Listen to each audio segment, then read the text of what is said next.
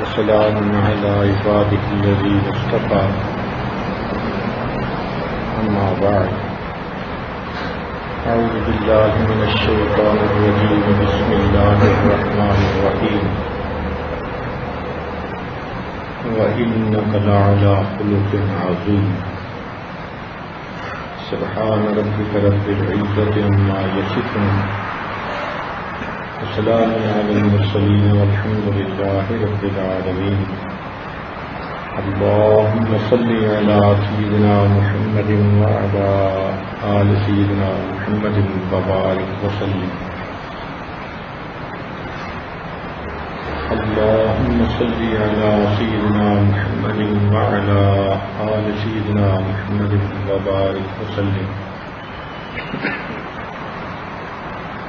اللهم صل على سيدنا محمد وعلى آل سيدنا محمد وبارك وسلم وإنك لعلى خلق عظيم. اور اے محبوب صلی اللہ علیہ وسلم، آپ اخلاق کے بہت اعلیٰ مرتبے کے اوپر فائز ہیں، اخلاق عظیمہ کے حامل ہیں. جب بھی لوگ مل جل کر رہتے ہیں تو آپس میں ان کا جو برتاؤ ہوتا ہے اس کو اخلاق کہتے ہیں. جو اچھے لوگ ہوتے ہیں وہ ایسے اچھے انداز سے رہتے ہیں کہ خود بھی پرسکون ہوتے ہیں اور اللہ کے بندوں کے لیے بھی رحمت بن کے رہتے ہیں. اور جن کے دلوں میں غفلت ہوتی ہے یا جن کے دلوں کی صفائی نہیں ہوتی وہ دوسروں کا خیال نہیں کرتے.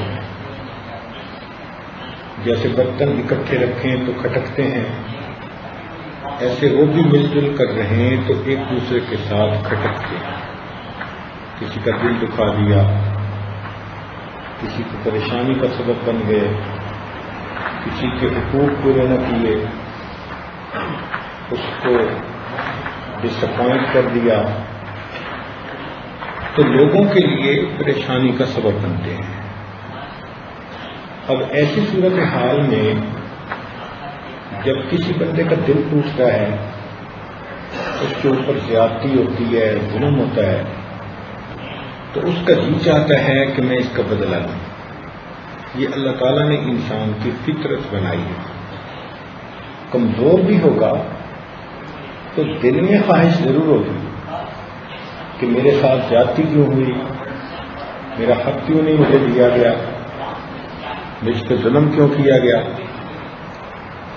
وہ بدلہ لے سکے یا نہ لے سکے یہ الگ بات ہے، لیکن اس کے دل میں جذبہ پیدا ہوتا ہے، بلکہ اس کا دل کرتا ہے کہ میں اینٹ کا جواب پتھر سے دوں، اس بندے کو مزہ چکھا دوں. ایسے موقع پہ انتقام کا جذبہ دل میں آتا ہے. تو بندے کو کرنا کیا چاہیے؟ شریعت نے ہمیں زندگی کے ہر موڑ پر رہنمائی فرمائی. صرف عبادت نہیں سکھائی مسلح کی، معاملات، معاشرت، معیشت، جہاں جہاں بندے کو رہنمائی کی ضرورت تھی شریعت نے اس کو رہنمائی عطا فرمائی. اب ایسی صورت میں کیا کرنا چاہیے؟ اگر کوئی آدمی ایک تھپڑ لگائے تو اس کے بدلے میں کیا کرنا چاہیے؟ پتھر اٹھا کے اس کے سر پہ دے مارے؟ نہیں. شریعت نے اس راستے میں کلیئرلی بندے کو گائیڈ کیا اور کہا کہ بھئی اگر تم بدلہ لینے کے لیے تل بھی گئے ہو تم اتنا بدلہ لے سکتے ہو جتنا تمہارے ساتھ زیادتی ہوئی ہے. یہ تعلیم قوم یہود کو عطا کی گئی تھی. تورات میں اس حکم کو اتارا گیا تھا کہ تم اتنا بدلہ لو جتنا تمہارے ساتھ زیادتی ہوئی. اگر اس سے زیادہ کرو گے تو تم خود ظالم بن جاؤ گے. تو گویا ایک حد متعین کر دی گئی کیپ کر دیا، لمٹ کر دیا کہ تم بدلہ بھی لینا چاہو تو یہ نہیں کہ بے حد و حساب بدلہ لو گے. اس نے تمہیں تھپڑ مارا تم اسے جان سے مار دو گے، ایسا نہیں ہے. بلکہ جتنی تمہارے ساتھ زیادتی ہوئی اتنے کا تم بدلہ لے سکتے ہو. یہ حکم حضرت موسیٰ علیہ السلام کی قوم کو عطا کیا گیا. اس کی وجہ کیا تھی؟ وجہ یہ تھی کہ بعض لوگوں کی طبیعتیں ہوتی ہیں سخت مزاج. وہ خود تو کسی کے ساتھ برا نہیں کریں گے، لیکن اگر کوئی ان کے ساتھ برا کرے وہ اسے چھوڑیں گے بھی. وہ بدلہ لے کے رہتے ہیں. وہ کہتے ہیں ہمارے ساتھ کیوں زیادتی کی ہے.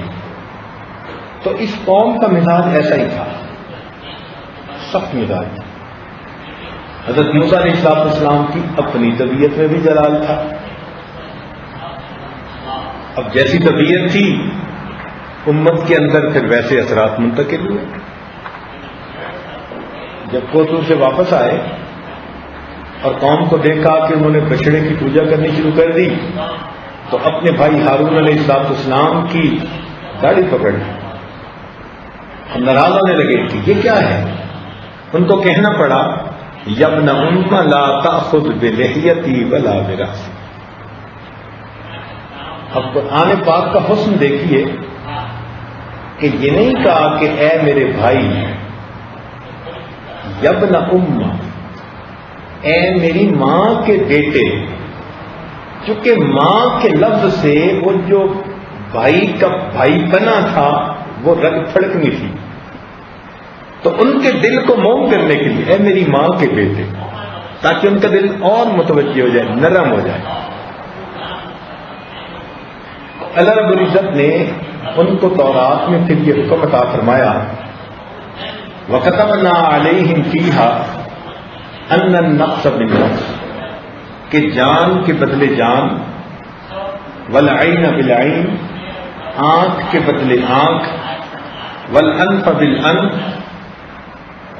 اور ناک کے بدلے ناک، وَالْأُذُنَ بِالْأُذُنِ، کان کے بدلے کان، وَالسِّنَّ بِالسِّنِّ، اور دانت کے بدلے دانت، والجروح قصاص، اور زخم لگے تو اس کا بدلہ. گویا تمہارے ساتھ جتنی زیادتی ہو تم اتنا اس سے بدلہ لے سکتے ہو. آنکھ کے بدلے آنکھ، کان کے بدلے کان. تو ایک ان کو حدود حد بتا رہے اور اس کو اخلاق عالیہ کہا کہ یہ بھی اخلاق ہے کہ بندہ بدلہ لیتے ہوئے حد سے آگے نہ بڑھے، خیال رکھے شریعت کا، اتنا بدلہ لے جتنا اس کے ساتھ برا ہوا، زیادتی ہوئی، تو اس کو اخلاق عالیہ کہا گیا. ورنہ اس سے پہلے تو جس کی لاٹھی اس کی پھینک، جس کے پاس طاقت زیادہ ہوتی تھی وہ دوسرے کو معمولی سی خطا کے اوپر پتہ نہیں کتنی سزا دیتا تھا. اب ایک ضابطہ متعین کر دیا گیا. یہی حکم چلتا رہا حتیٰ کہ حضرت عیسیٰ علیہ السلام تشریف. سیدنا عیسیٰ علیہ السلام کی طبیعت میں نرمی تھی، ہمدردی تھی، اس لیے بیماروں کو ہاتھ لگاتے تھے اللہ شفا دیتے تھے. وَأُبْرِئُ الْأَكْمَحَ وَالْأَبْرَصَ وَأُحْيِي الْمَوْتَى بِإِذْنِ اللَّهِ. اللہ تعالیٰ کے حکم سے مردوں کو تھوڑی دیر کے لیے زندہ کر دیتے. ان کو اللہ رب العزت نے ایک قدم اور آگے بڑھ کر اخلاق اپنانے کی تلقین فرمائی.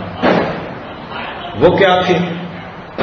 وہ یہ تھے کہ بھئی اگر کوئی تمہارے ساتھ زیادتی کرے تم بدلہ لینا چاہو تو لے سکتے ہو، لیکن اگر تم اس کو معاف کر دو گے تو یہ معاف کر دینا تمہارے لیے بہتر ہوگا. یعنی یہ ایک درجہ آگے بڑھ کر بات ہے کہ حق تمہارا ہے، جتنا تمہارے ساتھ ظلم ہوا تم اتنا ان سے بدلہ لو، لیکن اگر تم معاف کر دو گے تو معاف کر دینا تمہارے لیے بہتر ہے. فَإِنْ عَاقَبْتُمْ فَعَاقِبُوا بِمِثْلِ مَا عُوقِبْتُمْ بِهِ وَلَئِنْ صَبَرْتُمْ لَهُوَ خَيْرٌ لِلصَّابِرِينَ. اور اگر تم صبر کرو گے تو صبر کرنے والوں کے لیے یہ بہت ہی اچھا ہے.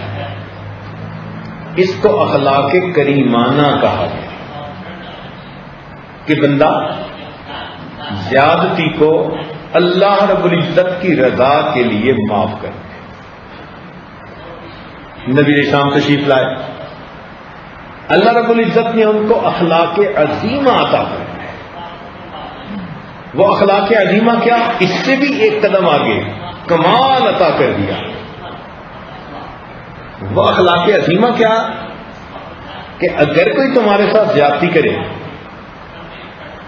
تو تم بدلہ بھی نہ لو, معاف بھی کر دو, اور الٹا اس کے ساتھ نیکی اور احسان کا سلوک کرو, بھلائی کا معاملہ کرو. تو برائی کے بدلے میں بھلائی, اس کو اخلاق عظیمہ کہا گیا. برائی کے بدلے میں برائی تو ساری دنیا کرتی ہے, اور اگر کوئی کہے جی جو بھلا کرے گا ہم اس کے ساتھ بھلا کریں گے, یہ تو تجارت ہوئی. اخلاق یہ ہیں کہ اگر کوئی غلطی کر بیٹھا بدلہ بھی نہ لو, معاف بھی کر دو, اور الٹا اس بندے کے ساتھ اپنی طرف سے نیکی, بھلائی, خیرخواہی, احسان کا سلوک کرو. یہ بہت مشکل کام ہے. اس کو اخلاق عظیمہ فرمایا گیا, اور یہ خلق نبی علیہ الصلوۃ والسلام کا. چنانچہ اللہ رب العزت نے ارشاد فرمایا وَلَا تَسْتَوِي الْحَسَنَةُ وَلَا السَّيِّئَةُ. نیکی, برائی اور نیکی ایک جیسی نہیں ہو سکتی. ادفع باللتی ہی احسن, تم برائی کو اچھائی کے ساتھ دھکیلو. ایک بندہ تمہارے ساتھ برائی کر رہا ہے, اب اس کے بدلے میں تم وہ نہ کرو, تم اپنی طرف سے اچھائی کا معاملہ کرو. چنانچہ کہتے ہیں کل اناء یترشح بما فیہ, ہر برتن کے اندر جو کچھ ہوتا ہے وہی نکلتا ہے. جس کے اندر پانی ہوگا اس میں سے پانی نکلے گا, جس کے اندر دودھ ہوگا اس میں سے دودھ نکلے گا. تو انسان کے اندر اگر خیر ہے تو خیر نکلے گی, اگر شر ہے تو شر نکلے گی. تو فرمایا بھئی اگر اس کے اندر سے شر نکل رہا ہے تو تم اس کے بدلے میں شر کا راستہ کیوں اپناتے ہو, تم خیر کا معاملہ کرو اس کے ساتھ. تو نبی علیہ الصلوۃ والسلام کو اللہ رب العزت نے اخلاق کی معراج عطا فرمائی, یعنی اس سے بڑھ کر اور کوئی درجہ ممکن نہیں ہے. اللہ رب العزت نے ایسی اپنے محبوب صلی اللہ علیہ وسلم پر مہربانی فرمائی کہ انہوں نے دشمنوں کے ساتھ بھی بھلائی اور احسان کا معاملہ. جو عاصی کو کملی میں اپنی چھپا لے, جو دشمن کو بھی زخم کھا کر دعا دے, اسے اور کیا نام دے گا زمانہ, وہ رحمت نہیں ہے تو پھر اور کیا ہے. تو رحمت للعالمین کے خلق اخلاق عظیمہ. چنانچہ آپ صلی اللہ علیہ وسلم کی پوری زندگی کو دیکھیں تو آپ کو اس زندگی میں معافی اور درگزر جگہ جگہ نظر آتی ہے. اور یہ وہ چیز ہے جو آج ہمارے اندر سے نکلتی جا رہی ہے. اس کو ہمیں پیدا کرنے کی ضرورت ہے. نبی علیہ الصلوۃ والسلام نے اپنے دشمنوں کو معاف ہی نہ کیا, ان کے ساتھ احسان کا سلوک کیا. چنانچہ معافی اور درگزر کتنی تھی, چند ایک اس کی مثالیں میں عرض کر لوں, پھر اس کے بعد بات آگے بڑھائیں گے.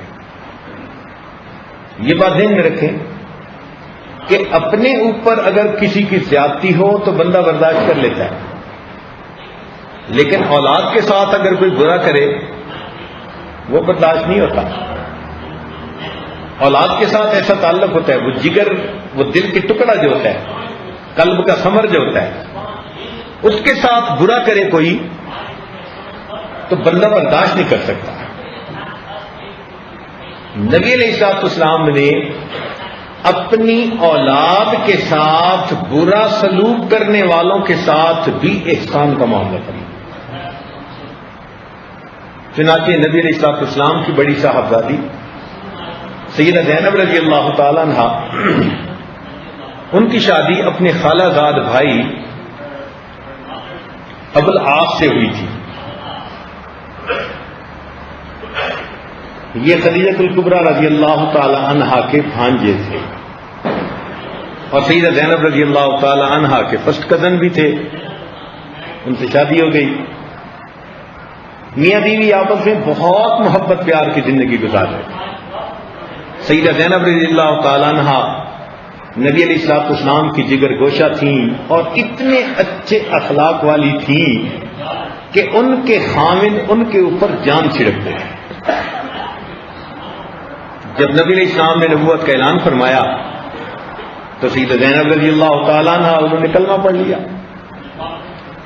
مگر ان کے خامند نے کلمہ پڑھنے میں دیر کی، جلدی نہیں پڑھا. حتیٰ کہ جب بدر کے میدان میں کفار آئے تو وہ ان کو بھی گھسیٹ کے لے آئے کہ تم بھی چلو. اللہ تعالیٰ کی شان کہ وہ بدر کے معاملے میں قید ہو گئے. اب جب قیدیوں کے بارے میں فیصلہ ہوا کہ ان سے فدیہ لے کر ان کو چھوڑ دیا جائے تو ہر قیدی کے رشتہ دار نے اپنی طرف سے فدیے کی رقم بھیجی.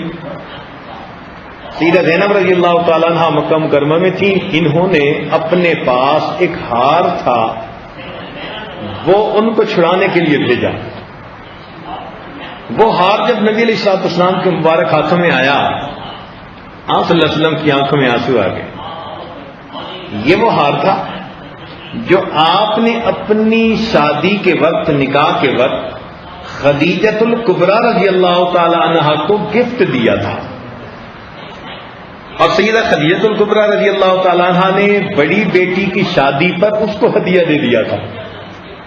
اور آج بیٹی نے وہی ہار نبی علیہ السلام کی خدمت میں بھیجا اپنے خامن کو آزاد کروانے کے لیے. نبی علیہ السلام جب آپ دیدہ ہوئے تو صحابہ نے پوچھا کہ اللہ کے نبی ماں اب کی کیوں آپ رو رہے ہیں؟ فرمایا کہ مجھے اس ہار کو دیکھ کر خدیجہ کی یاد آئی. انہوں نے عرض کیا اللہ کے نبی آپ یہ ہار بھی واپس کر دیجئے اور ابو العاص کو بھی آزاد کر دیجئے. صحابہ کے مشورے پر نبی علیہ السلام نے ایسے ہی کیا. مگر آپ صلی اللہ علیہ وسلم نے ابو العاص سے بات کرتے ہوئے ایک شرط لگائی کہ ابو العاص تجھے ہم چھوڑتے ہیں اس شرط کے اوپر کہ تم واپس جاؤ اور اپنی بیوی سے پوچھو اگر وہ ہجرت کر کے یہاں میرے پاس مدینہ آنا چاہے تو ان کو اجازت دے دینا، ان کو روکنا نہیں تم نے. ان کا جی بہت اچھا. چنانچہ ان کو آزاد کر دیا گیا. ابو العاص جب واپس مکہ مکرمہ گئے انہوں نے پوچھا تو سیدہ زینب رضی اللہ تعالی عنہا نے فرمایا کہ میں اپنے والد گرامی کے پاس مدینہ جاؤں. انہوں نے ہجرت کا ارادہ کر. ابو العاص نے اپنی طرف سے اجازت دے دی. اب جب جانے کا وقت آیا تو ابو العاص نے اپنے بھائی، ان کا نام تھا کنانا، دیور تھے سیدہ زینب کے، ان کو کہا کہ بھئی یہ یہاں سے مکہ مکرمہ سے باہر جائیں گی تو ان کی سواری کے ساتھ ساتھ اپنی سواری رکھنا حتیٰ کہ یہ اس پوائنٹ تک پہنچ جائیں جہاں مدینہ سے آئے ہوئے دو صحابہ انتظار میں تھے جنہوں نے سیدہ زینب رضی اللہ عنہا کو مدینہ لے آنا. چنانچہ سیدہ زینب رضی اللہ تعالیٰ عنہ چلی. اللہ کی شان کے کفار قریش مکہ کو پتہ چل گیا تو ابو سفیان جو نبی علیہ الصلوۃ والسلام کی دشمنی میں آگے آگے رہتا تھا وہ بھی آ گیا اور اس کے ساتھ اور بھی بہت سارے لوگ آ گئے. اور انہوں نے کہا کہ جی یہ کیسے ہو سکتا ہے کہ مسلمانوں کی پیغمبر اسلام کی بیٹی ہو اور روشن دن کے اندر خیریت کے ساتھ چلی جائے؟ لوگ کہیں گے کہ مکہ کے لوگ اتنے بزدل تھے، روک بھی نہ سکے، ہم نہیں جانے دیتے۔ کنانا نے کہا تم نہیں جانے دو گے، میں تمہارے ساتھ لڑوں گا۔ انہوں نے تیر کمان سنبھال لی، لیکن ابو سفیان بڑے عقل مند تھے، انہوں نے اس موقع پہ ذرا سمجھداری کا ثبوت دیا اور کنانا کو کہا کہ دیکھو ذرا ہماری بھی عزت کا خیال رکھو، ابھی ان کو لے کے واپس آ جاؤ، ہم مکہ میں دکھا دیں گے کہ دیکھو ہم کتنے بہادر نکلے، اور پھر 2 دن کے بعد جب معاملہ ٹھپ ہو جائے گا ان کو خاموشی سے بھیج دینا، ہم ان نظر انداز کر دیں گے۔ تو کنانا نے بھی اس میں خیر دیکھی، چنانچہ سیدہ زینب رضی اللہ تعالیٰ عنہا واپس آ گئی۔ چند دنوں کے بعد جب انہوں نے دیکھا کہ بھئی اب معاملہ کچھ مناسب ٹھنڈا ہو گیا تو سیدہ زینب رضی اللہ تعالیٰ عنہا پھر چلی۔ اب اپنے جتنے قریبی ہوتے ہیں نا وہ پھر دکھ بھی اتنے زیادہ دیتے ہیں۔ سیدہ زینب رضی اللہ تعالیٰ عنہ چل پڑی، لیکن ایک ان کا رشتے میں کزن تھا حبار ابن الاسود،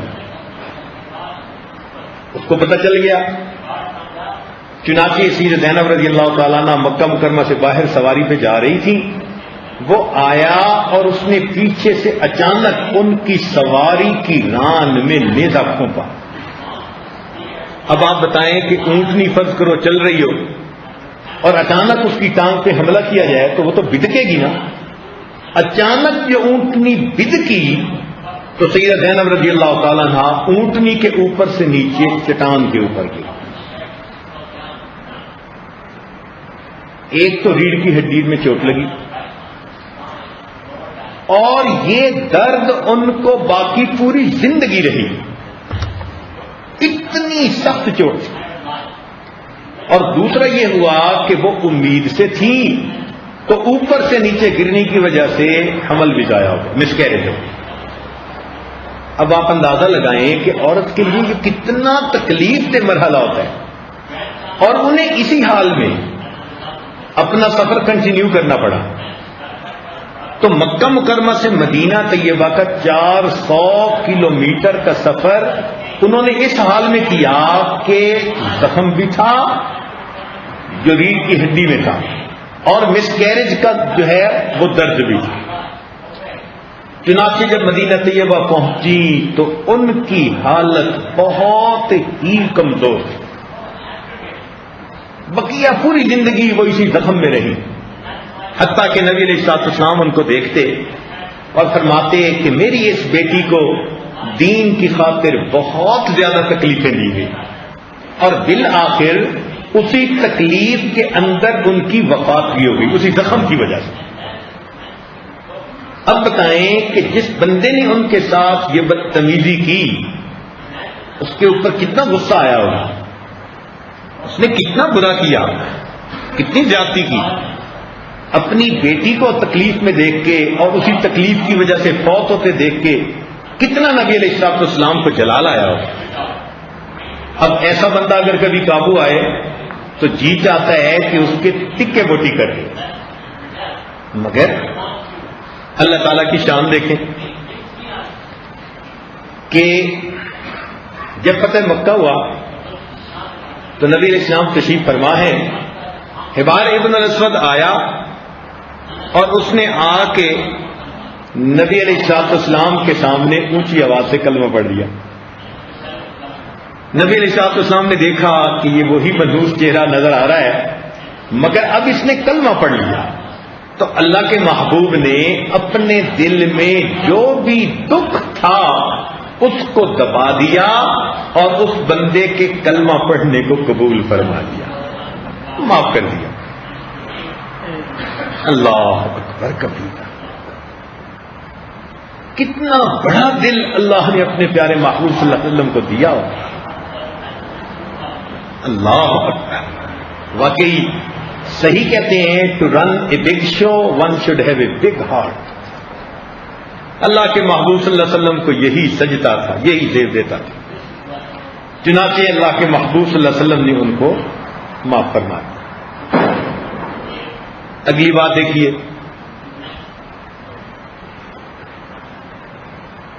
مکہ میں ایک آدمی تھا جس کا نام تھا صفوان بن امیہ.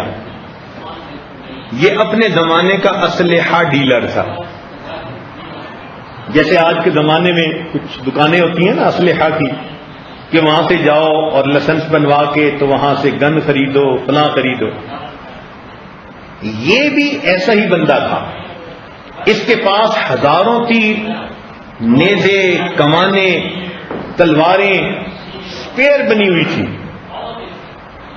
جب کسی کو ضرورت ہوتی تھی تو وہ کرائے دے کر اس سے لے جاتے تھے اور اپنا کام کرنے کے بعد واپس لے جاتے تھے.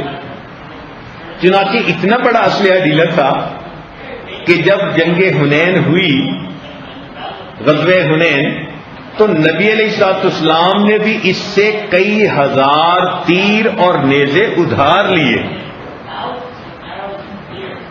نبی علیہ الصلوۃ والسلام نے اس سے ادھار لیے اور اس نے دیے. تو اتنا بڑا تو تھا نا اسلحہ ڈیلر. اس نے کیا کیا کہ ایک دفعہ ایک آدمی تھا، اس کا نام تھا عمیر بن وہب. غریب سا بندہ تھا لیکن تھا جوان العمر. اس نے کہا جی کہ دیکھو میرے گھر کے حالات اچھے نہیں، فلاں نہیں. اس نے کہا بھائی میں تمہیں آئیڈیا دیتا ہوں. کیا؟ اس نے کہا میں نے ایک تلوار تیار کروائی ہے اور اس تلوار کو میں نے پوائزن کے اندر اس کو بجھایا ہے، یعنی اس کی جو دھار ہے نا، ایج ہے، اس کو میں نے ایسی زہر کے اندر لگایا ہے کہ ذرا سا بھی کسی کو اگر اس کا زخم لگ جائے تو زہر کی وجہ سے اسے موت آ جاتی ہے. تم ایک کام کرو کہ یہ تلوار لو اور مدینہ طیبہ چلے جاؤ اور وہاں رہنا شروع کرو، اور موقع پا کر مسلمانوں کے پیغمبر علیہ الصلوۃ والسلام کو تھوڑا سا بھی اگر زخم لگا دو گے نا تو کام ہو جائے گا. اور اس کے بدلے میں کیا کروں گا، ساری زندگی تمہارے پورے خاندان کے اخراجات میں اٹھاؤں گا. ساری زندگی کا خرچہ میں اٹھاؤں گا. اب وہ نوجوان تھا، اس نے کہا بھائی اچھا آسان کام ہے. چنانچہ اس نے تلوار لی اور چل پڑا. اللہ تعالیٰ کی شان کے جب مدینہ طیبہ آیا تو اللہ رب العزت نے اپنے پیارے محبوب صلی اللہ علیہ وسلم کو خبریں پہنچا دی. نبأنی العلیم الخبیر. محبوب ایسے ہی فرماتے تھے، مجھے تو علیم و خبیر اطلاعیں دے دیتا ہے. تو جب نبی علیہ الصلوۃ والسلام کو پتہ چل گیا تو صحابہ نے ان کو پکڑ لیا. نبی علیہ السلام نے پوچھا بھائی کیوں آئے؟ اس نے پوری بات کھول دی کہ جی مجھے یہ لالچ دیا گیا اور میں تو آپ کو شہید کرنے کی نیت سے آیا. نبی علیہ السلام نے فرمایا کہ اب تیرے ساتھ کیا کیا جائے؟ کہتے ہیں جی آپ تو بڑے کریم ہیں اور بڑے اچھے خاندان کے ہیں اور آپ کے اخلاق بڑے مشہور ہیں. فرمایا بہت اچھا. نبی علیہ الصلوۃ والسلام نے اس جان کے دشمن کو بھی معاف فرما دیا. واپس مکہ آ گیا. اللہ تعالیٰ کی شان دیکھیں کہ جب مکہ مکرمہ فتح ہوا تو صفوان بن امیہ کو 100% یقین تھا کہ چونکہ میں نے پلان کیا تھا اور بندہ بھیجا تھا تو آج اس کے بدلے میں میری جان گئی. مجھے جہاں مسلمان ڈھونڈیں گے وہ مجھے ختم کر دیں گے. تو صفوان جو ہے وہاں سے جدہ گیا اور وہ جدہ سے ایران بھاگنا چاہتا تھا. پیچھے سے عمیر بن وہب نبی علیہ السلام کی خدمت میں آیا اور آ کر عرض کیا کہ اے اللہ کے نبی صلی اللہ علیہ وسلم، آپ نے مجھے بھی معاف کر دیا تھا، آپ اتنا معاف کر دینے والے ہیں. صفوان بن امیہ قوم کا سردار ہے، ڈر اور خوف کی وجہ سے یہاں سے بھاگ گیا ہے. تو آپ اگر اس کو جان کی امان دیں تو میں اس کو آپ کے پاس لے آؤں. نبی علیہ السلام نے فرمایا ہاں میں نے اس کی جان بخشی کر دی، جان کی امان دے دی. اس نے کہا اے اللہ کے نبی صلی اللہ علیہ وسلم، میرے پاس کوئی نشانی تو نہیں ہے کہ میں اس کو نشانی دکھاؤں؟ روایت میں آتا ہے نبی علیہ الصلوۃ والسلام نے مکہ مکرمہ میں جو خطبہ دیا تھا کالے امامے کے ساتھ، وہ کالا امامہ پڑا ہوا تھا، اللہ کے نبی نے اپنا امامہ اٹھا کر نشانی کے طور پر دے دیا کہ جاؤ صفوان کو یہ امامہ دکھاؤ، میں نے اس کی جان بخشی۔ عمیر بن وہب وہ لے کر آیا اور جدہ میں ملا اور صفوان سے کہنے لگا کہاں جا رہے ہو؟ اس نے کہا میری اب وہاں رہنے کی حالت نہیں، مجھے قتل کر دیا جائے گا۔ اس نے کہا تمہیں پتہ ہی نہیں کہ تمہارا معاملہ کتنے کریم بندے کے ساتھ ہے۔ اس نے کہا کیا؟ انہوں نے تمہیں معاف کر دیا ہے، تمہاری جان بخشی کر دی۔ اس نے کہا جان بخشی کا میرے پاس کیا ثبوت؟ بھائی میرا تو جان کا مسئلہ۔ اس نے کہا دیکھو کہ انہوں نے اپنے سر سے اتار کر امامہ تمہاری دل یعنی دل کے تسلی کے لیے بھیجا ہے۔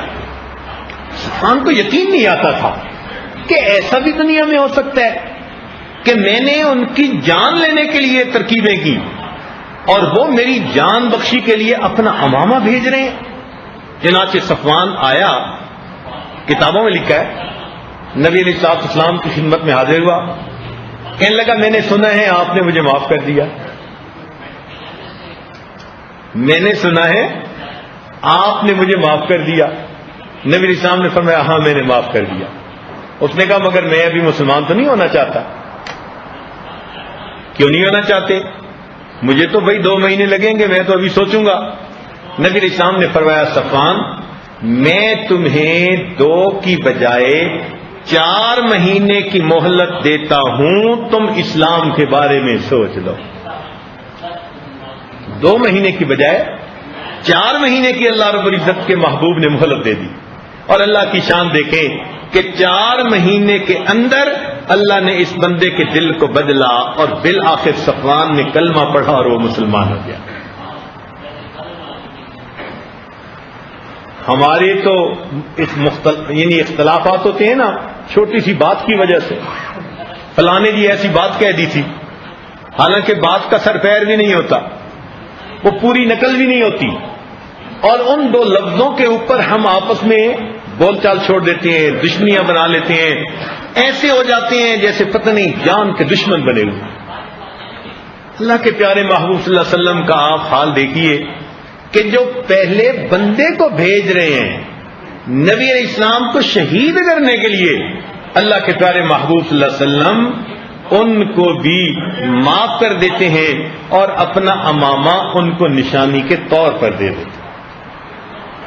چنانچہ جب مکہ مکرمہ فتح ہوا تو ابو جہل کا بیٹا جس کا نام تھا اکرمہ، یہ بھی اپنے باپ کی طرح مسلمانوں کی مخالفت میں آگے آگے تھا۔ چنانچہ اس نے احد میں مسلمانوں کے خلاف لڑائی لڑی تھی اور اس کو پتا تھا کہ بھائی اب میرا رہنا مشکل ہے، مجھ سے بدلہ لیا جائے گا، مجھے مار دیا جائے گا۔ چنانچہ یہ مکہ مکرمہ چھوڑ کے جدہ کی طرف چل پڑے۔ ان کی بیوی کا نام ام حکیم تھا، وہ نبی علیہ السلام کی خدمت میں حاضر ہوئی اور انہوں نے آ کر کلمہ پڑھا اور مسلمان ہو گئے۔ اور اس کے بعد انہوں نے پوچھا اے اللہ کے نبی صلی اللہ علیہ وسلم کیا آپ میرے خامند کو جان کی امان دے سکتے ہیں؟ اب خامند کون تھا؟ ابو جہل کا بیٹا۔ اور ابو جہل کون تھا؟ جس نے نبی علیہ الصلوۃ والسلام کو سب سے زیادہ دکھ دیے، تکلیفیں پہنچائیں، اس کا بیٹا۔ نبی علیہ الصلوۃ والسلام نے فرمایا کہ ہاں میں نے اس کو جان بخشی دی۔ چنانچہ ام حکیم اپنے خامند کو ڈھونڈنے نکلی۔ اللہ کی شان کے ایک جگہ دریا میں اکرمہ رضی اللہ عنہ بیٹھ گئے تھے اور دریا عبور کر کے اگلے شہر جانا چاہتے تھے، تو ام حکیم وہاں پہنچی۔ انہوں نے کشتی والے کو کہا کہ بھائی مجھ سے زیادہ پیسے لے لو اور وہ جو بڑی کشتی آگے جا رہی ہے نا اس کے ساتھ مجھے جا کر پہنچاؤ۔ چنانچہ اس نے کشتی تیز چلائی اور دریا کے درمیان کشتی ایک دوسرے کے برابر میں آئی، تو انہوں نے اپنے خامند کو بلایا اپنی کشتی میں، فرمایا کیا ارادے ہیں؟ اس نے کہا آگے جا رہا ہوں۔ کہنے لگی جانے کی ضرورت نہیں، اور واپس چلتے ہیں۔ کیوں؟ کہ مسلمانوں کے پیغمبر اسلام نے آپ کی جان بخشی کا اعلان کر دیا، آؤ چلتے ہیں۔ اکرمہ رضی اللہ عنہ بڑے حیران ہوئے، چنانچہ یہ واپس چل پڑے۔ اللہ تعالیٰ کی شان دیکھیں کہ کتابوں میں لکھا ہے راستے میں رات بھی آ گئی۔ اکرمہ رضی اللہ عنہ کئی دن سے اپنی بیوی سے دور بھی تھے اور چاہتے تھے کہ رات اپنی بیوی سے ملاپ کریں، مگر ام حکیم رضی اللہ تعالیٰ عنہ کے دل میں ایمان اتر چکا تھا۔ انہوں نے بڑے پیار سے اپنے خاوند کو سمجھایا کہ دیکھو، میں پہلے بھی آپ ہی کی بیوی تھی اور ابھی بھی آپ ہی کی بیوی ہوں، فرق یہ ہے کہ میں کلمہ پڑھ چکی ہوں، آپ نے کلمہ نہیں پڑھا، اس لیے ابھی میں آپ کے لیے حلال نہیں ہوں، تو تم صبر کر لو ایک دن کے لیے۔ اچھے انداز سے کہی گئی بات دوسرے کو متاثر کر دیتی ہے۔ یہ خاموش ہو گئے۔ اگلے دن نبی علیہ الصلوۃ والسلام کی خدمت میں حاضر ہوئے۔ جب اکرمہ آئے حرم میں تو مسلمان صحابہ جو تھے وہ تو دیکھ کے حیران ہو گئے، ان کا خون جوش میں آ گیا، کھولنے لگ گیا۔ اس کا باپ تھا جو نبی علیہ الصلوۃ والسلام سجدے میں تشریف لے گئے تھے اور اس نے اونٹ کی نجاست سے بھری اوجڑی اوپر رکھوا دی تھی، اتنی تکلیفیں پہنچائی تھیں۔ یہ آ گیا، اب اس کو ہم ٹھیک کرتے ہیں۔ چنانچہ وہ گئے دیکھنے کہ نبی علیہ السلام کیا معاملہ فرماتے ہیں۔ اتنے میں ایک صحابی اٹھے، نبی علیہ السلام کی خدمت میں گئے اور جا کر کہتے ہیں، اے اللہ کے نبی صلی اللہ علیہ وسلم، ابو جہل کا بیٹا اکرمہ آیا۔ نبی علیہ السلام لیٹے ہوئے تھے، آپ اٹھے، آپ کے سر پہ اس وقت امامہ بھی نہیں تھا، اسی حالت میں اٹھ کے آپ نے استقبال کیا، فرمایا اے مہاجر سردار، تیرا آنے پر تجھے مبارک۔ اللہ اکبر، اللہ اکبر، اے مہاجر سردار، تیرے آنے پر تجھے مبارک۔ اکرمہ اتنے حیران ہوئے، کلمہ پڑھتے ہیں اور اللہ تعالیٰ ان کو ایمان کی توفیق عطا فرمائے۔ ایسے لوگوں کے ساتھ ایسا سلوک ہم تصور ہی نہیں کر سکتے۔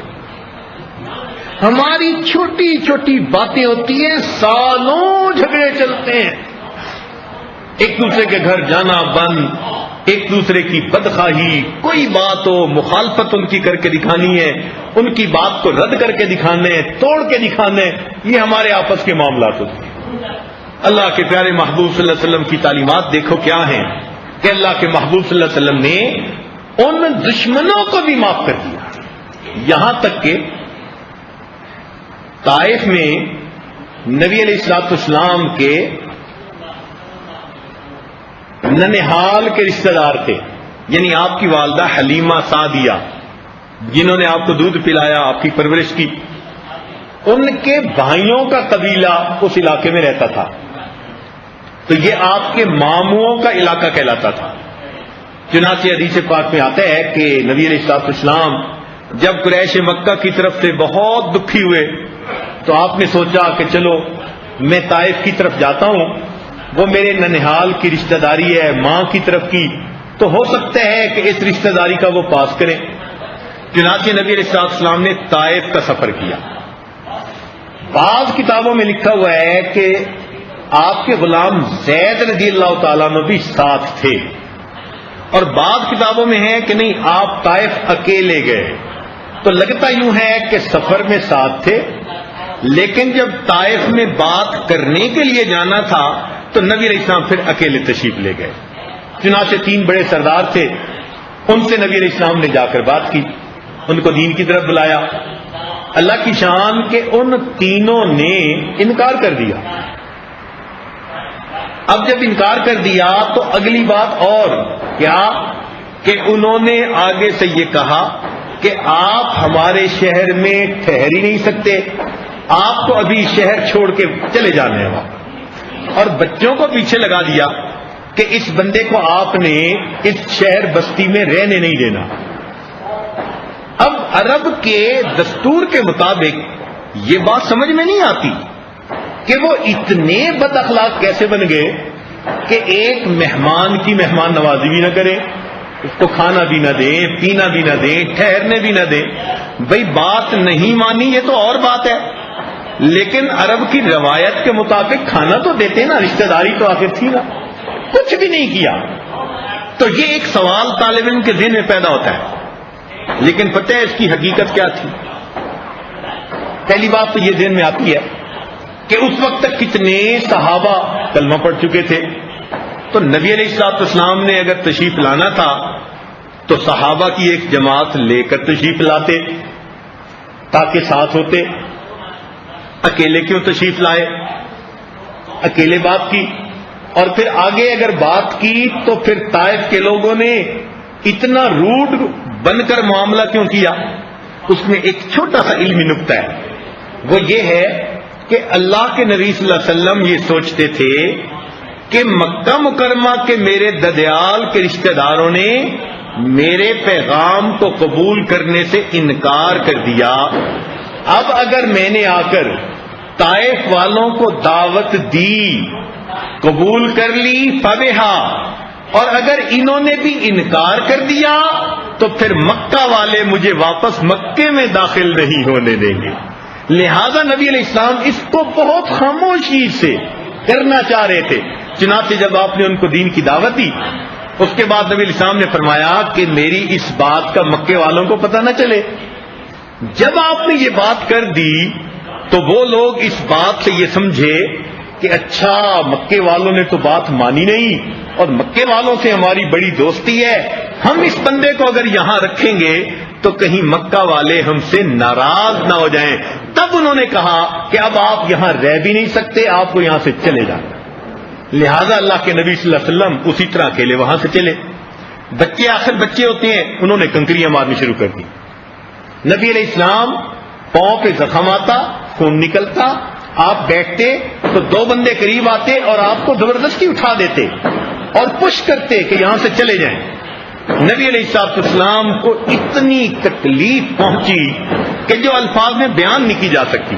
حتیٰ کہ نبی علیہ السلام طائف سے نکل کر تھوڑا باہر آ کر جب بیٹھے تو آپ نے وہ ایک تاریخی دعا مانگی کہ اللہ میں آپ کے سامنے اپنی کمزوری اس کا جو ہے اور لوگوں کے سامنے اپنی کمزوری کی شکایت کرتا. یہ وہ مقام تھا جہاں آپ تشریف فرماتے.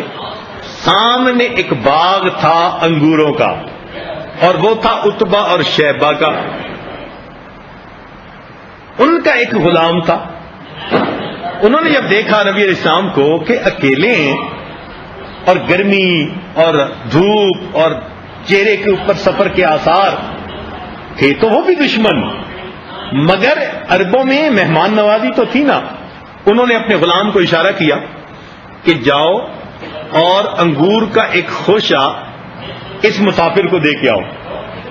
چنانچہ اداس نے انگور کا خوشہ توڑا اور اس کو ایک پیالے پلیٹ کے اندر رکھا اور لے کر نبی علیہ السلام کے پاس آیا.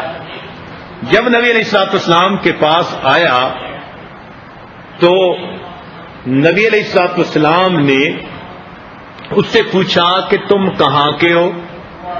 اس نے کہا میں نینوا کا رہنے والا ہوں. فرمایا اچھا یونس علیہ السلام میرے بھائی کے علاقے کے رہنے والے ہو. اداس یہ لفظ سن کر حیران ہو گیا. وہ ایکسپیکٹ نہیں کر سکتا تھا کہ عرب کے کسی بندے کو نینوا میں آنے والے بابل کے علاقے میں یونس علیہ السلام کے بارے میں بھی پتا ہوگا. یہ واقعات تو وہ اپنے بڑوں سے سنا کرتا تھا. اس نے کہا جی آپ کو کس نے بتایا؟ آپ نے فرمایا میں اللہ کا نبی ہوں اور اللہ نے مجھے بتلا دیا. چنانچہ اس بات کو سن کے اداس نیچے جھکا، نبی علیہ السلام کے ہاتھوں کو بوسہ دیا اور آپ نے بسم اللہ پڑھ کر انگوروں کو کھانا شروع کیا. جب آپ نے بسم اللہ پڑھی اداس کو پکا یقین ہو گیا کہ یہ نبی ہیں اور یہ نبوت کا کلام ہے جو یہ کر رہے ہیں. ادھر یہ ہاتھ چوم رہا تھا، ادھر پیچھے عتبہ شیبہ دیکھ رہے تھے. جب وہ واپس گیا تو عتبہ شیبہ نے کہا کہ اچھا ہمارے ہاتھ تو کبھی نہیں چومے، ہم تمہارے مالک ہیں اور اس مسافر کے ہاتھ چوم رہے ہو. اس نے کہا کہ میں تمہیں بتاؤں کہ یہ شخص اللہ کا سچا نبی ہے. اس نے میرے سامنے وہ بات کی جو نبی کے علاوہ کوئی دوسرا بندہ کر نہیں سکتا. اس جگہ پر نبی علیہ السلام تشریف فرما تھے کہ جبریل علیہ السلام آئے، پہاڑوں کا فرشتہ بھی آیا، ہواؤں کا فرشتہ بھی، اور نبی علیہ السلام نے آ کر نبی علیہ السلام سے جبریل علیہ السلام نے اجازت مانگی کہ اگر آپ اجازت دیں تو ان طائف والوں نے آپ کے ساتھ اس قدر برا سلوک کیا کہ ہم دو پہاڑوں کو ٹکرا کر بستی والوں کا نام و نشان مٹا دیں. اب ایسے موقع پر جب بندے کو تازہ تازہ صدمہ ملا ہو، تکلیف پہنچی ہو، تو بندے کا دل کرتا ہے کہ ٹھیک ہے ان سے جو ہے یہ بدلہ لینا چاہیے، مگر اللہ کے پیارے محبوب صلی اللہ علیہ وسلم نے ان فرشتوں کو کہہ دیا کہ نہیں، ایسا نہیں کرنا۔ اللہ کے نبی کیوں نہیں کرنا؟ اس لیے نہیں کرنا کہ اگر یہ لوگ ایمان نہیں لائے، میں امید کرتا ہوں ان کی آنے والی اولادوں میں اللہ ایسے بندوں کو پیدا کر دے جو کلمہ پڑھ کر مسلمان بن جائے۔ اللہ اکبر کبیرہ۔ حیران ہوتے ہیں کہ اللہ کے پیارے محبوب صلی اللہ علیہ وسلم کے اندر عفو درگزر کا یہ خلق کتنا زیادہ ہے، اور آپ صلی اللہ علیہ وسلم کو تکلیف کتنی پہنچی تھی۔ حدیث پاک میں آتا ہے، عائشہ صدیقہ رضی اللہ تعالیٰ عنہ نے ایک مرتبہ سوال کیا، اے اللہ کے نبی صلی اللہ علیہ وسلم، آپ کی زندگی میں احد کے علاوہ سب سے زیادہ تکلیف دہ دن کون سا تھا؟ نبی علیہ السلام نے فرمایا، حمیرہ، طائف کا دن سب سے زیادہ تکلیف والا تھا، اور پھر یہ بھی کہا آج 9 سال اس وقت کو گزر گئے، مجھے اپنے دل میں اس دن کی تکلیف آج بھی محسوس ہوتی۔ اب نبی علیہ السلام کو 9 سال تک تکلیف نہ بھولی جو اس دن دی تھی، اور آپ کا خلق یہ تھا کہ فرشتے آئے ہیں کہ ان کو ختم کر دیا جائے، اور اللہ کے نبی فرماتے ہیں اللہم اہد قومی فإنہم لا یعلمون، اللہ میری قوم کو ہدایت دے دیجئے اس لیے کہ میری قوم مجھے پہچانتی ہی ہے۔ عفو درگزر کی مثالیں تاریخ انسانیت میں ایسی کوئی پیش کر نہیں سکتا۔ نبی علیہ الصلوۃ والسلام نے ایسی روشن مثالیں قائم کر کے دکھا دی۔ اور دیکھیے، جس دن فتح مکہ ہوا اس دن ابو سفیان فتح مکہ سے ایک دن پہلے مسلمان ہو گئے تھے راستے میں ہی۔ جس دن فتح مکہ ہوا تو مسلمان جو لوگ آئے مرد، انہوں نے اسلام قبول کیا۔ پھر عورتوں کی بیعت شروع ہوئی تو ہندہ بھی آ گئی، اور وہ بھی چہرے پہ پردہ اس طرح ڈال کے آئی کہ نبی علیہ السلام پہچان نہ لے کہ میرے سب سے بڑے دشمن کی بیوی ہے یہ۔ اور وہ ایسی عورت تھی سخت دل کہ اس نے سید الشہداء حمزہ رضی اللہ تعالی عنہ کے کلیجے کو کچا چبایا ہوا تھا، سینے کو کھلوایا، اندر سے کلیجہ نکالا، آنکھیں نکال دی، کان نکال دی، کاٹ دیے، لاش کی بے حرمتی کر دی۔ ایسی تھی کہ اللہ کے نبی علیہ الصلوۃ والسلام نے جب احد کے میدان میں دیکھا تھا تو آپ کی زبان سے نکلے کہ اس حمزہ پر رونے والیاں کہاں ہیں، یہ الفاظ کے، حمزہ پہ رونے والیاں کہاں ہیں۔ بلکہ مدینہ کی عورتوں نے سنا تو پہلے انہوں نے کہا کہ ہم حمزہ پہ اتنا روئیں گی جتنا عرب میں رویا جاتا ہے، مگر اللہ رب العزت نے منع فرما دیا کہ مدینہ کی عورتیں، مسلمان عورتوں کو بین کرنا یہ جائز نہیں ہے۔ پھر بعد میں نبی علیہ السلام نے اس پر بیعت بھی لی تھی عورتوں سے، مگر ابتدا کے الفاظ یہی تھے کہ حمزہ پہ رونے والیاں کہاں ہیں۔ مگر اس حالت کو دیکھ کر اللہ کے نبی اتنے غمزدہ تھے، چونکہ حمزہ رضی سے آپ کے 3 طرح کے رشتے تھے۔ ایک رشتہ تو یہ کہ وہ آپ کے چچا تھے، اور دوسرا رشتہ یہ کہ وہ آپ کے دوست تھے پکے، اور تیسرا رشتہ یہ کہ وہ آپ کے دودھ شریک بھائی بھی تھے۔ حمزہ رضی نے اور نبی علیہ السلام نے ایک ہی باندی کا دودھ پیا ہوا تھا، تو اس رشتے سے بھائی بھی بن جاتے تھے۔ اب دوست بھی ہو، چچا بھی ہو، دودھ پینے والا بھائی بھی ہو، اور اسلام قبول کر کے نبی علیہ السلام کا اتنا بڑا وہ معاون بن جائیں اور پھر ان کا شہید ہو جانا نبی علیہ السلام کے لیے کتنا بڑا صدمہ تھا۔ اللہ اکبر کبیرہ۔ اتنی بے حرمتی کی تھی ہندا نے کہ نبی علیہ السلام نے منع کر دیا کہ ان کی بہن کو ان کی لاش پر آنے نہ دیا جائے، مگر ان کی بہن نے نبی علیہ السلام کی خدمت میں بھیجا پیغام، اے اللہ کے نبی مجھے منع نہ فرمائیے، مجھے اپنے بھائی کے پاس جانے دیجیے۔ فرمایا تو بھائی کی لاش کو دیکھ نہیں سکے گی۔ جواب دیا، میں اپنے بھائی کی لاش پر رونے نہیں جا رہی، میں اپنے بھائی کو مبارکباد دینے کے لیے جا رہی۔ اللہ اکبر۔ تب نبی علیہ السلام نے ان کو جو ہے اجازت دی کہ ہاں آپ اپنے بھائی کی لاش پر آ سکتی۔ تو نبی علیہ السلام کے دل پر اتنا صدمہ تھا، مگر وہ عورت جس نے کلیجے کو چبایا وہ آ کے کلمہ پڑھتی ہے، اور نبی علیہ السلام اس کے کلمہ پڑھنے کو قبول کر کے اس عورت کو بھی معاف کر دیتے۔ ابھی اس نے معافی لے لی تو دیکھو وہ وحشی جو ہندا کا پہلے غلام تھا اور جس نے حمزہ غلامہ کو شہید کیا تھا، وہ بھی پیٹھ کی طرف سے آیا اور اس نے آ کر بھی پیچھے سے کلمہ پڑھ دیا۔ جب سامنے آیا اور نبی علیہ السلام نے دیکھا کہ یہ وحشی ہیں، نبی علیہ السلام نے فرمایا وحشی تو نے کلمہ پڑھ لیا، تیرے کلمے کو میں قبول کر لیتا ہوں، لیکن تو میرے سامنے آتا ہے مجھے اپنے چچا کی یاد آ جاتی، میری آنکھوں کے سامنے سے دور ہو جاؤ، کہیں میرا دل دکھی ہو تو تمہیں نقصان نہ ہو جائے۔ اللہ اکبر، ایسے ایسے لوگوں کو بھی اللہ کے محبوب نے اس دن جو ہے وہ معاف فرما دیا۔ اللہ اکبر، حیران ہوتے ہیں کہ اللہ کے محبوب نے عفو درگزر کی کیا مثالیں قائم۔ اور دیکھیے نبی علیہ السلام اس دن بیت اللہ شریف کے پاس ہیں، چنانچہ بیت اللہ شریف کا جو دروازہ تھا اس کی چابی اور کنجی ایک شخص تھا جس کا نام تھا عثمان بن طلحہ، اس کے پاس ہوتی تھی۔ نبی علیہ السلام نے اسے بلایا، فرمایا عثمان بیت اللہ کی چابی دو، ان کو چابی دینی پڑی، چنانچہ انہوں نے بیت اللہ کی چابی نبی علیہ السلام کو حوالے کر دی۔ نبی علیہ السلام نے بیت اللہ کا دروازہ کھلوایا، آپ اندر تشریف لے گئے، آپ کے ساتھ چند صحابہ بھی تھے۔ آپ نے دروازے کے بالکل سامنے کی دیوار سے کوئی 2-3 قدم پہلے 2 رکعت نفل بھی پڑھی اور دعائیں مانگی۔ بڑا جی چاہتا تھا آپ کا بیت اللہ میں داخل ہو کے اللہ کی عبادت کروں۔ جب آپ صلی اللہ علیہ وسلم باہر نکلے تو اس وقت عباس لانو آپ کے چچا بھی تھے، صدیق اکبر لانو بھی تھے، عمر فاروق بھی تھے، سب حضرات تھے، اور ہر ایک کے دل کی تمنا یہ تھی کہ اب نبی علیہ السلام کسی نہ کسی کو تو یہ چابی حوالے کریں گے، اور صاف ظاہر ہے اب کسی ایمان والے کو دیں گے، تو کتنا اچھا ہو کہ یہ سعادت ہمیں مل جائے۔ تو چچا بھی قریب قریب ہیں اور آپ کے یار بھی آپ کے قریب قریب ہیں، اور دنیا کا دستور بھی یہی ہے کہ جب ان کو طاقت ملتی ہے تو وہ اپنوں کو نوازتے ہیں، جو اقتدار میں شامل ہوتے ہیں نا ان کو دیتے ہیں، اور جو اختلاف والے ہوتے ہیں ان کے تو منہ سے لقمے بھی چھین لیتے ہیں۔ دنیا کا دستور یہی ہے، اور صحابہ بھی امید لگا کر بیٹھے تھے کہ یہ سعادت دیکھیں آج کس کو نصیب ہو۔ نبی علیہ السلام بیت اللہ سے باہر تشریف لائے، آپ نے دروازے کو بند کروایا تو آپ کے ہاتھ میں چابی ہے۔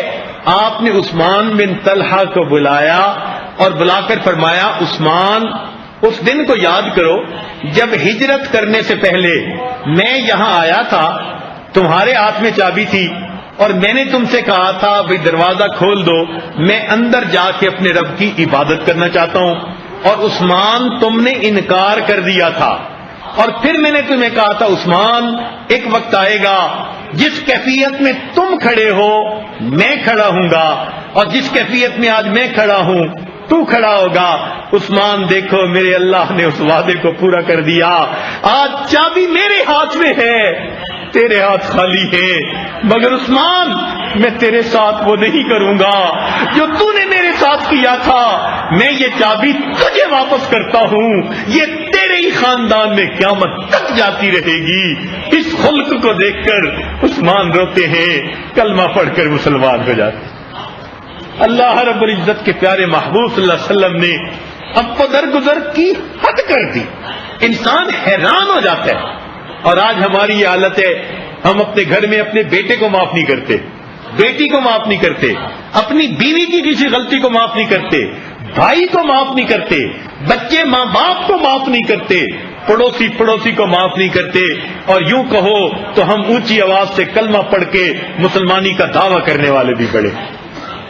ایک مسجد میں ایک عقیدہ رکھنے والے، ایک امام کے پیچھے نماز پڑھنے والے 2 نمازی ہوتے ہیں، اور 2 نمازیوں کی آپس میں بن نہیں رہی ہوتی۔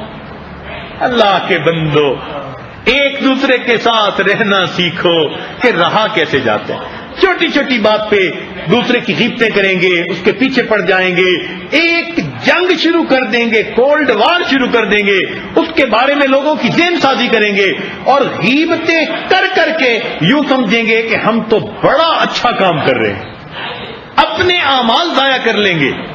اللہ کے محبوب صلی اللہ علیہ وسلم نے ہمیں یہ تعلیم تو نہیں دی، انہوں نے تو ہمیں کچھ اور تعلیم دی کہ ہم ایسے دشمنوں کو بھی معاف کر دیں اللہ رب العزت کی رضا کے لیے۔ آج کاش ہمارے اندر یہ خلق آ جائے تو ہماری زندگیوں میں سکون آ جائے۔ کیوں آج ہمارے دلوں کے اندر نفرتیں بھری ہوئی ہیں، حسد بھرا ہوا ہے، عداوتیں بھری ہوئی ہیں؟ اس لیے کہ من کے اندر وہ خوبیاں نہیں ہیں جو نبی علیہ الصلوۃ والسلام کو اللہ نے عطا کی اور جو امت کے اندر خلق آگے چل رہا ہے۔ ہم نام کے مسلمان بن گئے، ہم نے ان اخلاق کو اپنے اوپر ابھی لاگو نہیں کیا۔ اللہ تعالیٰ میں توفیق دے اور ہمیں اتنا بڑا دل دے دے کہ ہم اپنے ساتھ برائی کرنے والے کو بھی معاف کر دیں بلکہ اس کے ساتھ بھی اچھائی کا سلوک کر دیں۔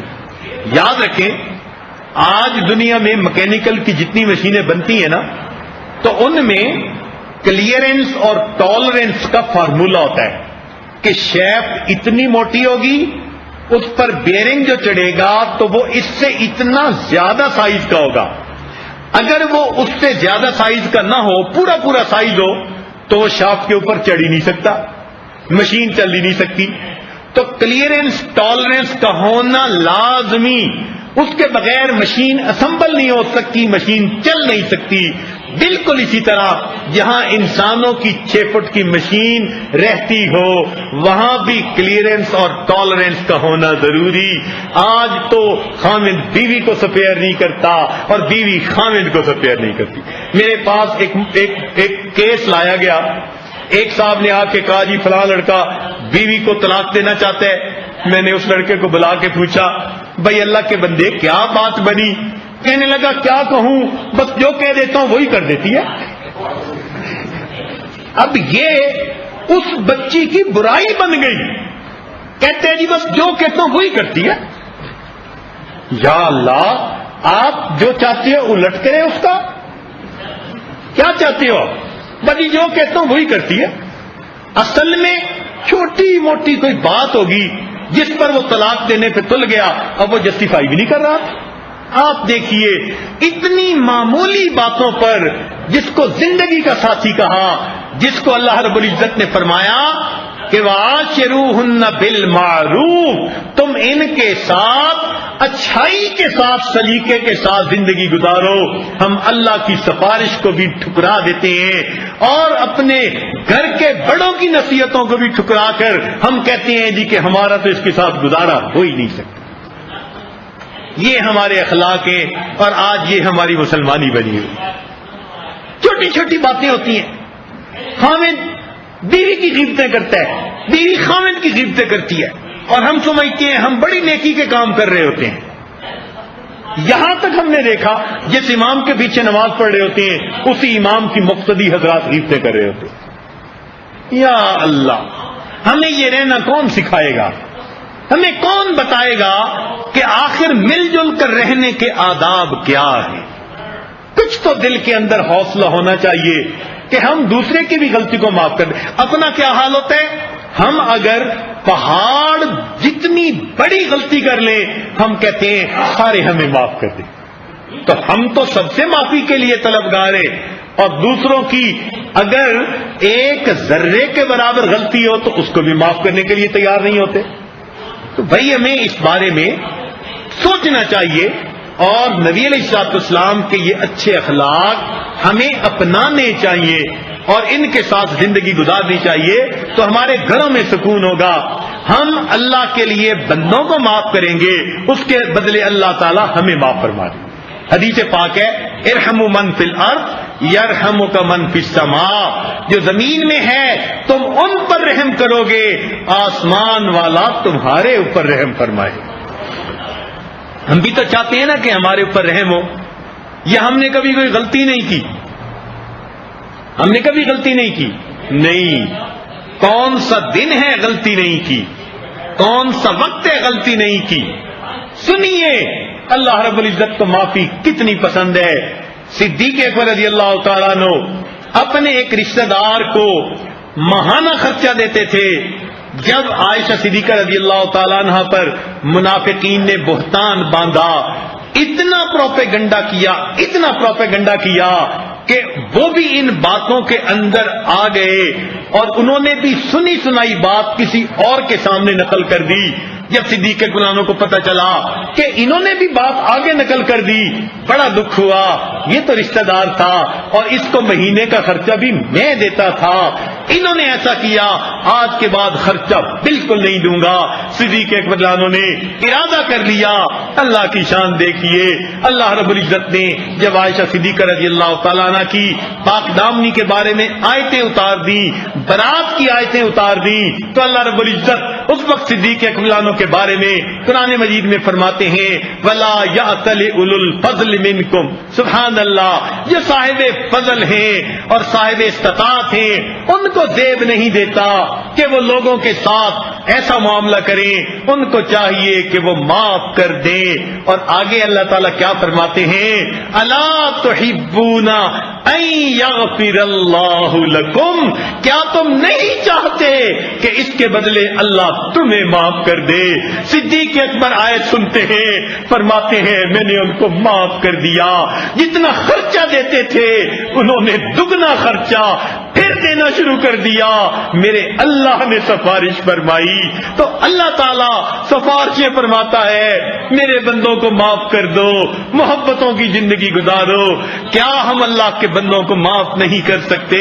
جبکہ اس کے بدلے میں اللہ تعالیٰ فرماتے ہیں الا تحبون ان یغفر اللہ لکم. کیا تم نہیں چاہتے اس کے بدلے اللہ تمہیں معاف فرما دے؟ ہم میں سے ہر بندہ یقیناً چاہتا ہے اللہ ہماری غلطیوں کو معاف کر دیجئے تو ہم دوسرے لوگوں کو معاف کر دیں، سب کو معاف کر دیں. اس لیے لیلۃ القدر میں سب کی مغفرت ہو جاتی ہے سوائے 4 بندوں کے، جن میں سے ایک بندہ وہ ہے جس کے دل میں کینہ ہوتا ہے، دل میں عداوت ہوتی ہے، بغض ہوتا ہے، حسد ہوتا ہے، کینہ ہوتا ہے، دشمنی ہوتی ہے، غیر ہوتا ہے کسی کے بارے میں. اس کی لیلۃ القدر میں بھی اللہ مغفرت نہیں کرتے. اگر ہم چاہتے ہیں ان محفلوں میں اللہ ہماری مغفرت فرما دے تو ہمیں جتنے لوگوں نے زندگی میں ہمارے ساتھ زیادتی کی، ظلم کیا، آج ہم اللہ رب العزت کی رضا کی خاطر ان سب کو اللہ کے لیے معاف کر دے اور امیدوار رہیں اس کے بدلے قیامت کے دن اللہ تعالی ہمیں معاف فرما دیں گے. حضرت اختر تھانوی رحمۃ اللہ نے ایک واقعہ لکھا ہے، ایک عورت سے کوئی غلطی ہو گئی، نقصان اتنا تھا، خاوند چاہتا طلاق دے دیتا، خاوند چاہتا سزا دیتا، جو کرتا وہ حق بجانب تھا، مگر اس نے دیکھا کہ بیوی نادم اور شرمندہ ہے تو اس نے اس کو معاف کر دیا. کوئی بات نہیں، اللہ کی بندی ہے، غلطی کر بیٹھی، معاف کر دیتا ہوں. کہتے ہیں کہ کچھ عرصے کے بعد خاوند کی وفات ہو گئی اور یہ کسی بندے کو خواب میں نظر آیا. اس نے پوچھا سناؤ کیا بنی؟ کہنے لگا اللہ رب العزت کے سامنے پیشی ہوئی. رب کریم نے ارشاد فرمایا کہ ایک موقع پر بیوی سے تمہارے غلطی ہو گئی تھی، تم نے اسے میری بندی سمجھ کے معاف کر دیا تھا، آج میں بھی تمہیں اپنا بندہ سمجھ کے معاف کر دیتا ہوں. تو ہم اللہ کے بندوں کو معاف کریں گے، اس کے بدلے اللہ رب العزت ہمیں معاف فرمائیں گے. تو آج کی اس مجلس میں آپ 100% اپنے دل میں کہیں رنجش ہے، کہیں دل کے اندر کھوٹ ہے کسی کے بارے میں، کسی کے بارے میں کوئی دل کے اندر ایسی کیفیت ہے، سب کو اللہ کی رضا کے لیے معاف کر دیجئے اور اس کے بدلے میں اللہ رب العزت سے مغفرت کے امیدوار بن جائیے. یقیناً اللہ تعالیٰ مغفرت فرمائیں گے. ہمارے اکابر تو ایسے عمل کیا کرتے تھے سبحان اللہ، دوسروں کو معاف کر دینے والے کہ جن کو سن کے حیران ہو جاتے ہیں، حیرت ہوتی ہے کہ وہ کیسے کیسے عمل تیار کیا کرتے تھے. چنانچہ عثمان خیر آبادی رحمۃ اللہ کے بارے میں آتا ہے، بقالہ کی دکان تھی، ان کے پاس کوئی بندہ اگر کھوٹے سکے لے کے آتا، چاندی کے روپے ہوتے تھے، اور اگر وہ زیادہ چلتے اور پرنٹ گھس جاتا اور پڑھا نہ جاتا کہ یہ کتنا ہے، اس کو لوگ کہتے تھے یہ کھوٹا سکہ ہے، یہ کھوٹا سکہ دیکھ لیتے، سودا دے دیا کرتے تھے. ساری زندگی ان کا یہی عمل رہا. جب ان کی وفات کا وقت قریب آیا تو یہ اپنے بستر پر اٹھ کر بیٹھ گئے اور اس وقت اللہ سے دعا مانگنے لگے، اللہ میں ساری زندگی تیرے بندوں سے کھوٹے سکوں کو قبول کرتا رہا، اللہ تو میرے اس وقت کھوٹے عملوں کو قبول فرما لے، اے اللہ تو بھی میرے کھوٹے عملوں کو قبول فرما لے۔ آج ہم اپنے دل سے سب کو معاف کر دیں گے، اس کے بدلے میں اللہ سے ہم دعا مانگے، اللہ قیامت کے دن ہماری تمام کوتاہیوں کو معاف کر دیجئے۔ ہمارے اکابر اسی طرح معاف کر دیتے تھے اور بڑی عظمت والے لوگ تھے، حیران ہوتے ہیں ان کی باتوں کو سن کے۔ چنانچہ ایک میں واقعہ سناتا ہوں تاکہ بات مکمل ہو جائے۔ ایک بزرگ ہیں، جھج کا موقع ہے، نماز پڑھنے کے لیے جا رہے ہیں، نماز پڑھ کے گھر واپس جا رہے ہیں، ہاتھ میں ان کے تھیلا ہے، تھیلے کے اندر ان کے پیسے ہیں، سارا کچھ ہے، پونجی ہے۔ ایک نوجوان آیا اور اس نے وہ تھیلا چھینا اور چھین کے بھاگ گیا۔ اب یہ بوڑھے آدمی اس کے پیچھے کہاں بھاگتے، چنانچہ خاموش اپنے گھر کو چلے گئے۔ اللہ کی شان دیکھیے کہ جب وہ نوجوان بھاگتا ہوا دور گیا تو تھوڑا آگے جا کر اس کا سر ایسا چکرایا کہ اسے کچھ نظر آنا بند ہو گیا، جیسے کئی مرتبہ یکدم بندہ بیٹھا ہوا اٹھے، سر چکراتا ہے اور آنکھوں کے آگے اندھیرا آ جاتا ہے، اس کی آنکھوں کے آگے اندھیرا آ گیا۔ نوجوان نے رونا شروع کر دیا۔ لوگوں نے پوچھا روتے کیوں ہو؟ کہنے لگا میں نے ایک بوڑھے میاں کے ہاتھ سے تھیلا چھینا، لگتا ہے انہوں نے بد دعا کر دی، اللہ نے میری بینائی سلب کر لی، مجھے ان کے پاس لے جاؤ، میں ان سے معافی مانگ لوں۔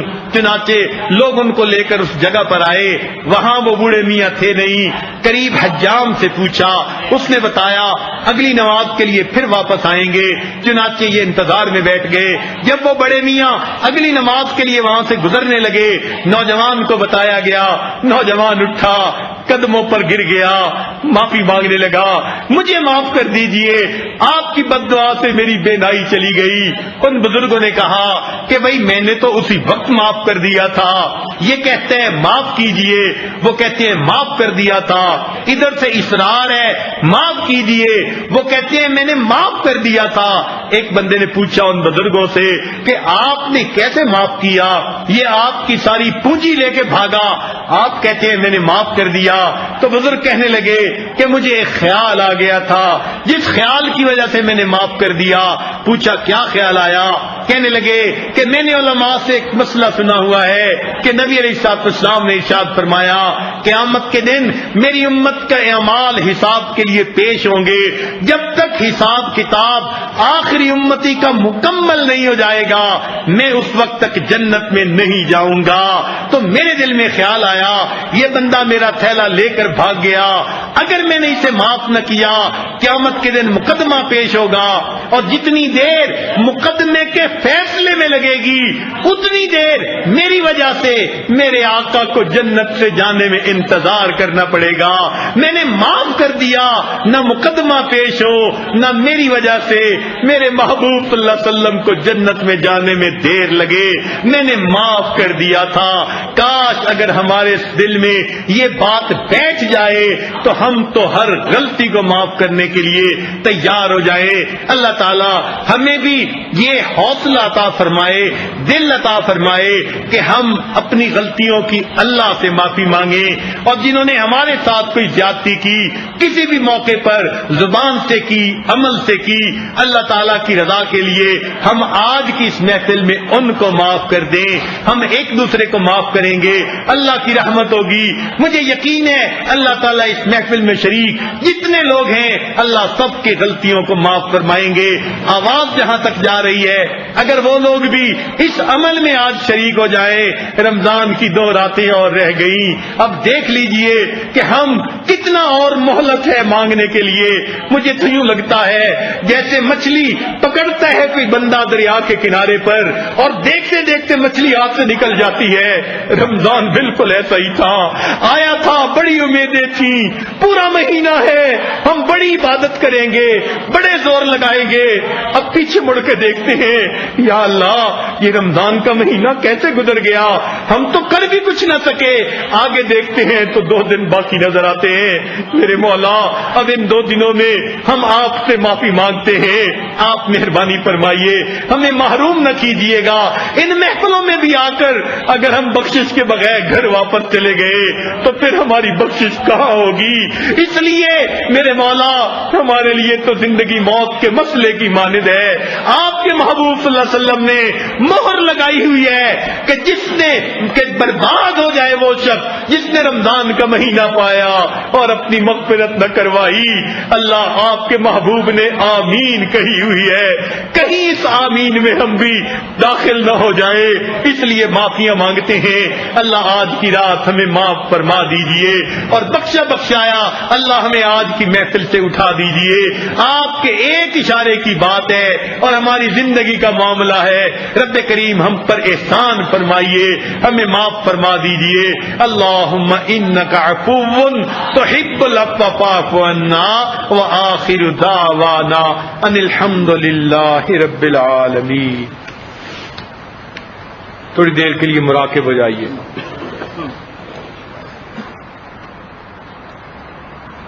انسان جب اپنے اندر جھانکتا ہے اسے اپنی اصل تصویر نظر آتی ہے۔ اپنے من کے دریچے کو کھولیے، اپنی اصل تصویر کو دیکھیے۔ لا الہ الا اللہ محمد رسول اللہ۔ دعا کر لیجئے۔ سبحان ربی العلی الوہاب، اللہم صلی علی سیدنا محمد وعلی آل سیدنا محمد وبارک وسلم۔ اے مالک ہم آپ کے عاجز مسکین بندے ہیں، ہمارے گناہوں کو معاف فرما، ہماری خطاؤں سے درگزر فرما، ہمارے عیبوں کی پردہ پوشی فرما۔ اللہ ہمارے روزوں کو قبول فرما، تراویح کو قبول فرما اور اس کے بدلے اللہ ہماری مغفرت فرما۔ اے اللہ جہنم کی آگ سے نجات عطا فرما، اپنی پسندیدہ جگہ جنت عطا فرما۔ قیامت کے دن اپنے محبوب صلی اللہ علیہ وسلم کے قدموں میں حاضری نصیب فرما، ان کے ہاتھوں حوض کوثر کا جام عطا فرما اور جنت میں ان کی معیت نصیب فرما۔ اللہ ہمیں بھی اخلاق عظیمہ عطا فرما۔ اے اللہ ہم آپ کے بندوں کے لیے وبال جان بنے پھرتے ہیں، آپ کے بندوں کے دل دکھاتے ہیں، ماں باپ کے دل دکھاتے ہیں، بیوی کا دل دکھاتے ہیں، بچوں کے دل دکھاتے ہیں، اپنے دوستوں کے دل دکھاتے ہیں۔ میرے مولا ہمارے اوپر مہربانی فرما دیجئے، ہمارے ان قصوروں کو معاف کر دیجئے اور آئندہ ہمیں اللہ اخلاق عظیم عطا فرما دیجئے۔ رب کریم رحمتوں کا معاملہ فرمائیے، آج کس مجلس میں ہماری مغفرت فرما دیجئے۔ میرے مولا جو مانگا وہ بھی عطا فرما، جو مانگنا چاہیے تھا نہیں مانگ سکے وہ بھی عطا فرما۔ اے اللہ آپ سے نبی صلی اللہ علیہ وسلم نے جو خیریں مانگی وہ سب خیریں ہمیں بھی نصیب فرما، اور جن شرور سے پناہ مانگی اللہ ہمیں بھی پناہ عطا فرما۔ اے اللہ دنیا آخرت کی ذلت و رسوائی سے محفوظ فرما۔ جن دوستوں نے دعاؤں کے لیے کہا اللہ سب کی نیک مرادوں کو پورا فرما۔ ربنا تقبل منا انک انت السمیع العلیم تب علینا انک انت التواب الرحیم۔ صلی اللہ تعالی علی حبیبہ سیدنا محمد وآلہ واصحابہ اجمعین برحمتک یا ارحم الراحمین۔